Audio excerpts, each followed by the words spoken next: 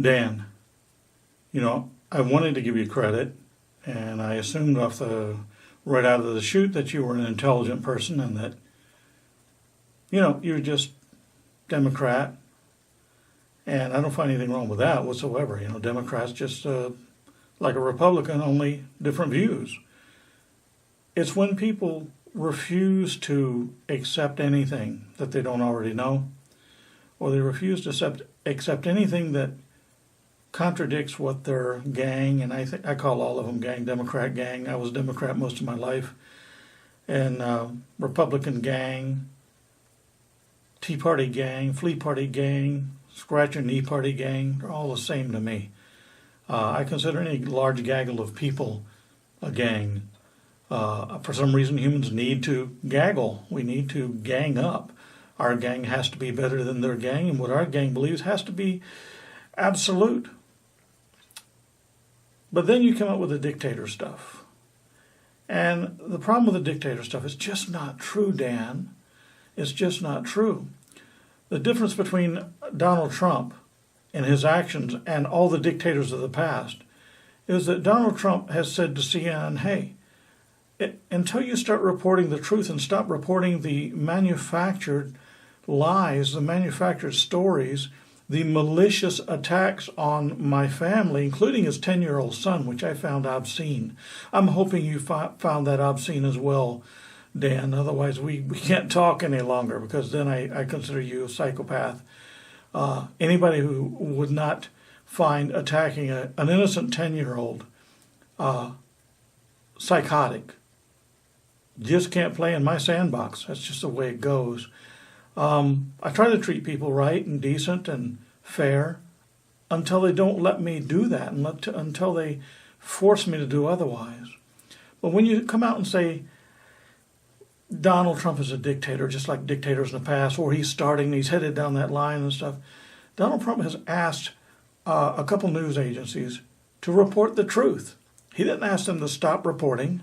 He didn't take control of all the news agencies and tell them, hey, you're only going to send out what I tell you to send out. That's what dictators have done in the past. He's not going to say, hey, you can only report the news that I approve first. That's what dictators have done in the past. He doesn't have that kind of power. He does not have that kind of power. When he attempts to do that, should he attempt to do that, somebody will step in and stop him. He does not have absolute power in that regard. We don't allow that in America. But a dictator does a couple of things. There's a few things that dictators do set in motion in order to become dictators. First thing to do is they control information. But they take control of all the information, Dan. They take control of all the information. They just shut things down. They just squelch all the information that goes out. And they don't let any information out that contradicts something, the point that they're trying to make, the philosophy that they're trying to push, their goals and objectives. They don't allow anybody to do that. That's not what Donald Trump has done at all. He's just said, hey, print the truth. And I'm going to show you a few instances in just a second where CNN and others have printed or have broadcast falsehoods, lies, manufactured things. Donald Trump made fun of a handicapped reporter. Entirely a false, it's fake news. It's entirely fake news. It's malicious. The First Amendment, Dan, and I'm very familiar with the First Amendment. The First Amendment is an amendment to an article. And what it does, it grants American citizens a power that we did not have when our founding fathers and our great-great-great-grandparents came from their mother countries. They came here to get away from one of the greatest obscenities of all time, and that is, if you professed anything against the king or against authority, you would find your head out on the London Bridge, in the case of England, the one that's in Lake Havasu, Arizona now. That's the one that had all the heads on the spires of all those people who spoke out against the king. And the same thing happened to Spain and all the other mother countries that we came from when we immigrated here to America and built America from scratch. The First Amendment, is the strongest amendment we have, because without it you cannot have any freedom. You can't have any United States of America. You can't. But what the First Amendment is, it is an amendment. It is a guarantee that American citizens can speak out against their government without fear of retribution or retaliation. And that means you can't be thrown in jail and you can't be beheaded for speaking out against the government. So far, nobody has been beheaded or thrown in jail for life for speaking out against the government. That's why the First Amendment was created. It wasn't created so you could call me names and I can call you names and it's all okay. The press, for just over a century, I think, they have stretched manipulated the First Amendment because, see, it's in their benefit financially and control-wise, power-wise, if they can say anything they want without fear of retribution. And that's just not what it was meant to do. If you think you can say anything you want in America, I suggest next time you get a parking ticket or speeding ticket, just tell the judge you think he's an asshole, and I'll show you how far the First Amendment really goes. It doesn't cover everything. It says you can speak out against your government without fear of retribution or retaliation. But the press has manipulated that to their benefit, and it's a financial benefit, millions and millions and millions of dollars. And power. Don't forget the power. They love that power. That's why they're offended, because somebody stepped up and said, hey, you don't have all the power to do whatever you want. There's certain limitations, certain rules. I've been a journalist for roughly 26 years of the 40 years that I've been a professional photographer, licensed professional photographer. And I had rules, and one of the first rules that you learn in journalism is to verify, verify, verify. That means you don't publish anything until you've checked out the sources. You don't go just because there's a deadline. You verify the sources.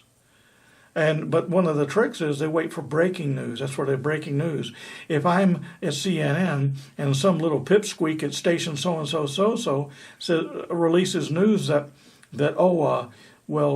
Donald Trump had an affair with a Russian hooker and they played games like golden showers all night and stuff. And then CNN grabs that and they go, oh, okay, well, I'm just going to report what was already reported. That's breaking news. I want to get that out there before Fox and ABC and NBC get that. So they run with it, and they can always blame it back. Hey, it's not our story. We assume that they covered it. That's poor journalism. You're taught from the very beginning that that's piss poor journalism. That's bad. But the worst thing is some of the lies that are being told by CNN and others and carried forward. Even Fox News has carried forward several lies. One, the making fun of the journalist lie. It's an absolute lie. I'm going to show you that video in a minute. So many lies on CNN, like, Nancy Grace, I think it is. She's in a parking lot, not more than 3 feet away from another reporter, but they're supposed to be. CNN said they're supposed to be at different locations and everything, and they're in little windows speaking back and forth. But as you see, a red SUV, a very particular red SUV, identifiable, goes behind Nancy Grace 1001. There it goes behind the other reporter. Then right after the red SUV comes a very distinctively marked bus, municipal bus, behind Nancy Grace 1001, 1002. It goes right behind the other reporter. If you tell somebody a falsehood, if you send news out that is not true, you don't get to be a journalist anymore under journalistic standards, before all this bullshit broke loose. Okay, you can't do that. You can't be lying about things. If you lie, if you perpetuate a lie, you carry a lie forward, you're a liar, no matter who you are.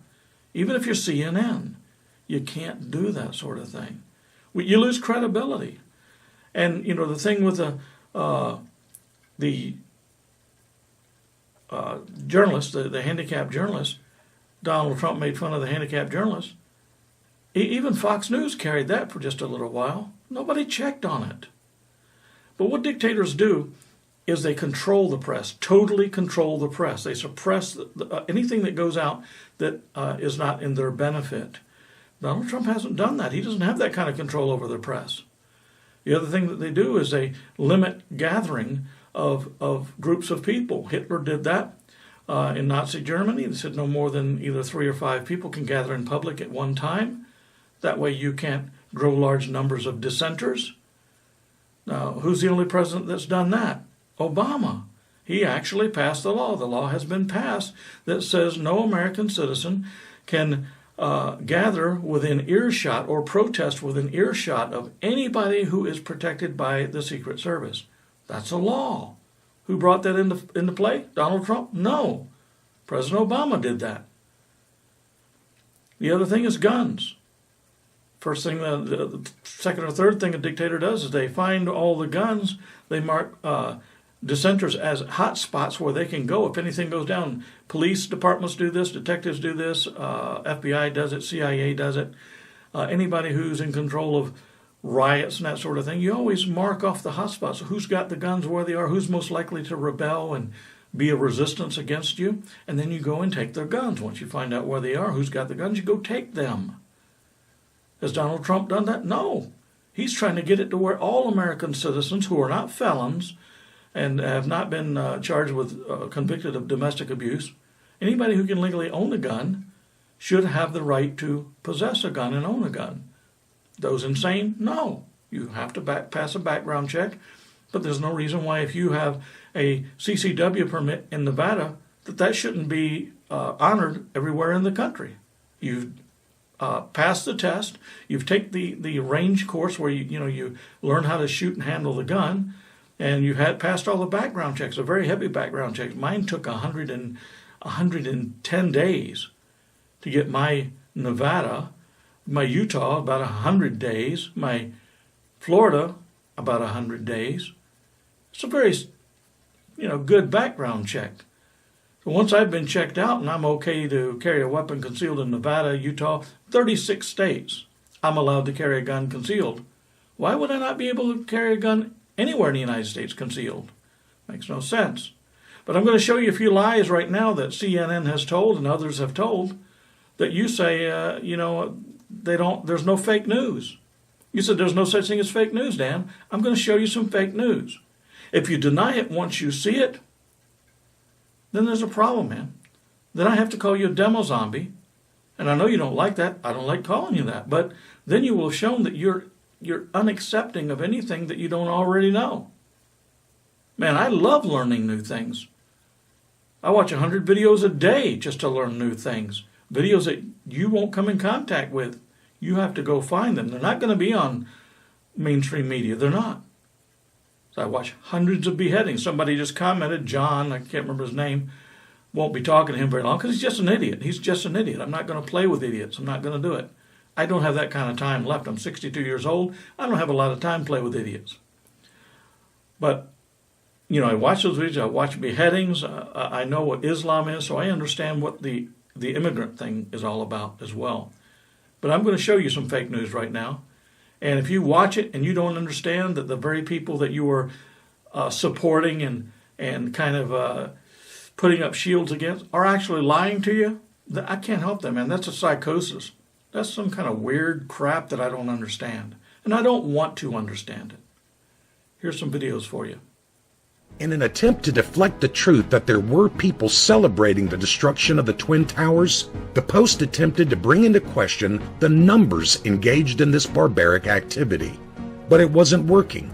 They needed to find something else, anything to deflect attention away from the sloppy research their fact-checkers did. A few days later, when Trump was at a rally in South Carolina, he commented on Kovaleski's attempt to backtrack his 2001 statement. He did this by moving his hands in a manner which showed someone flustered. Written by a nice reporter. Now the poor guy, you got to see this guy. Oh, I don't know what I said. I don't remember. He's going like, I don't remember. Oh, baby, that's what I said. This is 14 years ago.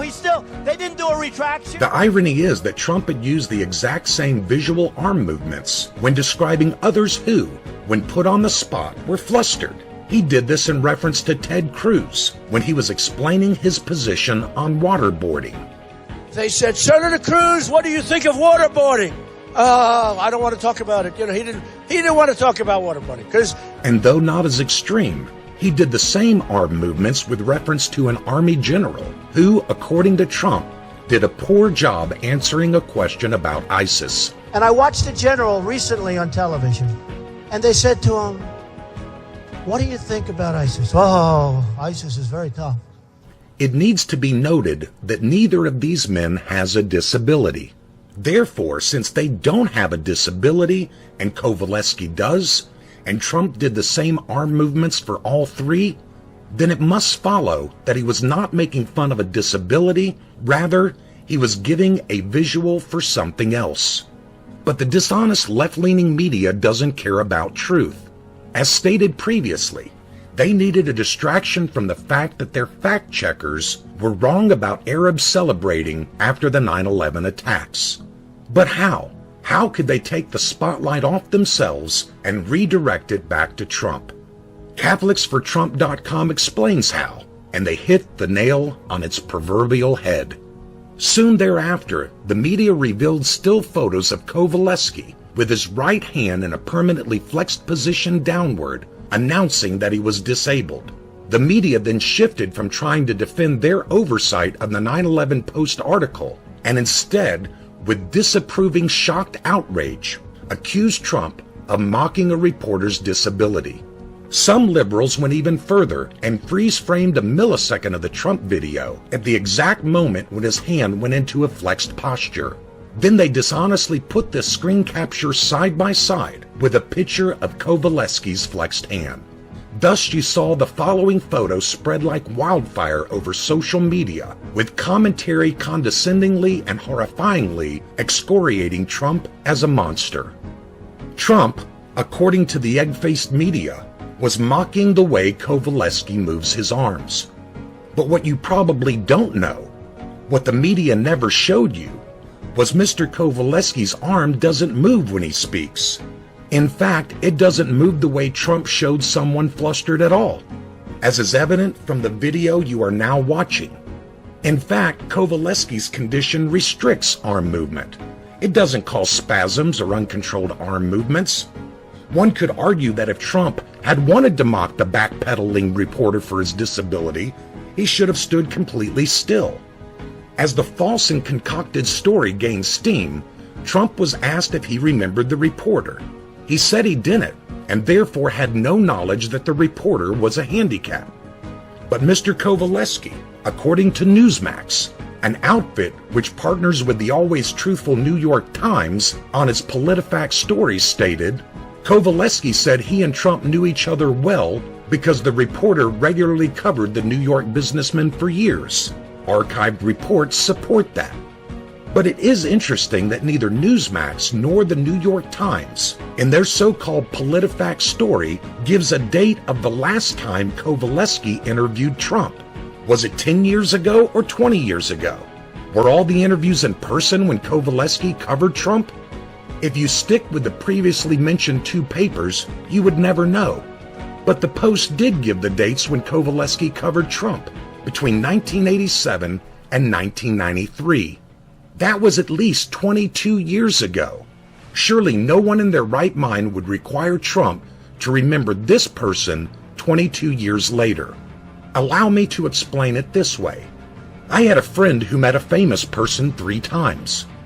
My friend loved to brag that he knew this person. When I had a chance to meet the same famous person, I asked them if they had heard from my friend. Guess what? The famous person did not know of whom I was speaking. Why? My friend looked up to this person and therefore remembered everything, every detail from the 3 times they met. But the famous person meets hundreds of people a month, and my friend just isn't that memorable. CatholicsForTrump.com continues.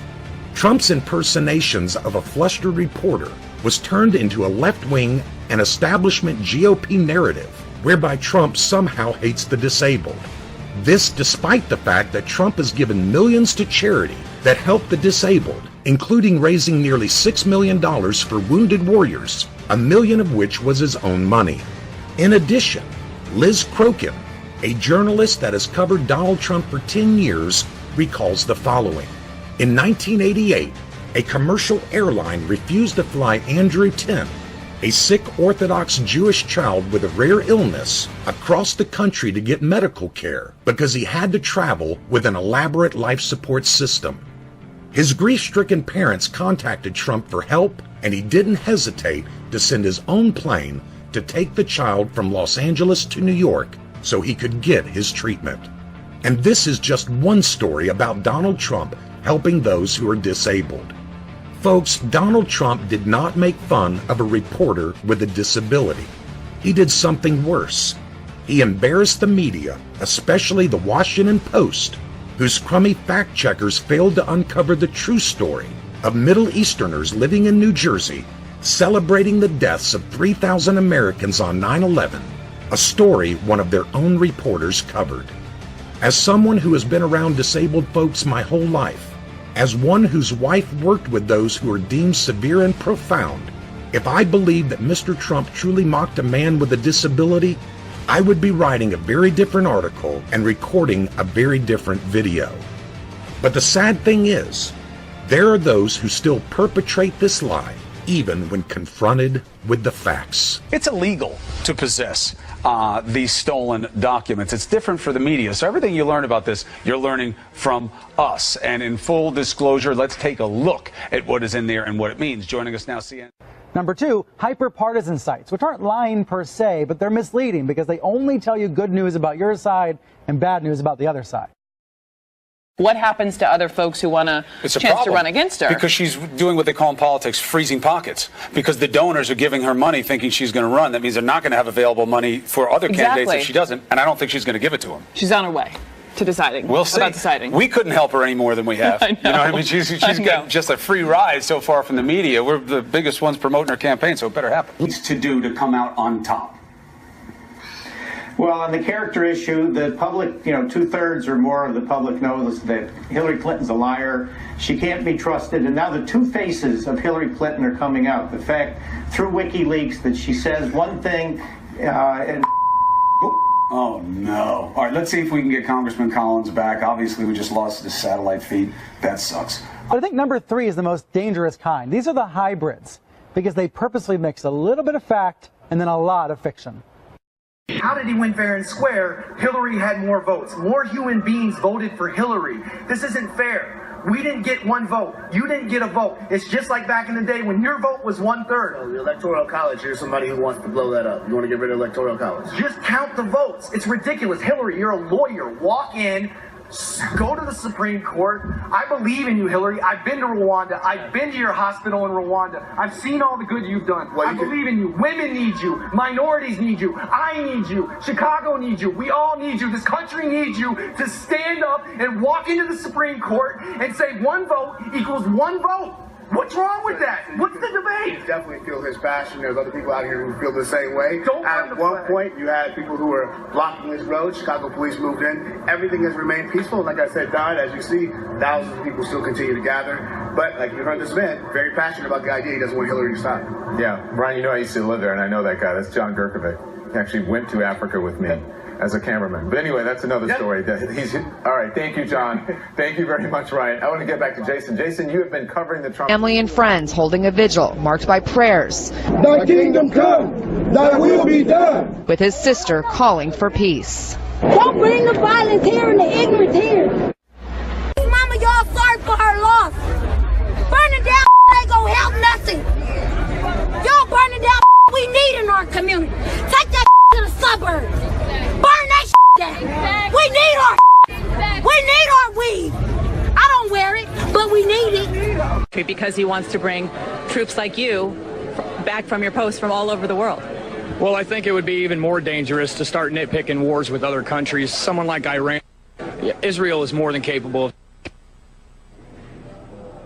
All right, we just lost our connection, unfortunately. Playing off what the headline is everywhere this morning. I'm not just making it up.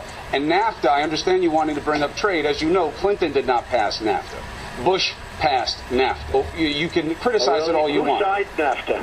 You criticize all you want. I'm just saying you want to keep the history. Bush was involved with NAFTA, I mean, as you know. Whose bill was it and who signed it? But what is your point, though? This was in the Bush administration. Deals ever made in Bush 41. Calling it a defining moment, President Clinton, with great fanfare, signed legislation putting the North American Free Trade Agreement into law. To these people that it's not just that they vanished, but we haven't heard anything in all this time, and because we all know how impossible it is, and it's where every conspiracy falls apart. How do you keep everyone quiet? Brad, I'm glad you brought that up. because we have been talking about this. I've been getting questions from viewers on social media, through email, and even on the streets, especially today, on a day when we deal with the supernatural, when we go to church, the supernatural power of God. You deal with all of that. People are saying to me, why aren't you talking about the possibility, and I'm just putting it out there, that something odd happened to this plane, something beyond our understanding. Have you dealt with that on your show, and are you surprised that people are raising those questions?